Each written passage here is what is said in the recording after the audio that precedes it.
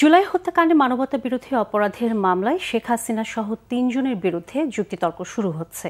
সরাসরি সম্প্রচার করা হবে বিচার কার্যক্রম।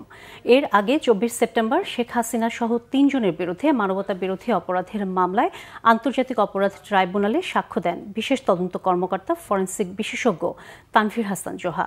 বিচারপতি গোলাম মর্তুজা মজুমদারের নেতৃত্বে ৩ সদস্যের ট্রাইব্যুনাল একে সাক্ষ্য দেন তিনি। জোহা বলেন, জুলাই আন্দোলনে ক্ষমতাচ্যুত প্রধানমন্ত্রী শেখ হাসিনা মারণাস্ত্র ব্যবহার করে সরাসরি গুলির নির্দেশ দেন। ড্রোন ব্যবহার করে আন্দোলনকারীদের অবস্থান নিশ্চিত করে হেলিকপ্টার থেকে বম্বিংয়েরও নির্দেশ দেন তিনি। জোহা বলেন, তদন্তকালে বিটিআরসি, এনটিএমসি ও ডিএমপি সহ সংশ্লিষ্ট দপ্তর থেকে বিভিন্ন audio clip, video footage, CDR, CC camera footage সংগ্রহ করেন তিনি। এরই ধারাবাহিকতায় গত 23 ডিসেম্বর সাবেক প্রধানমন্ত্রী শেখ হাসিনার ৬৯টি অডিও ক্লিপ জব্দ করা হয়।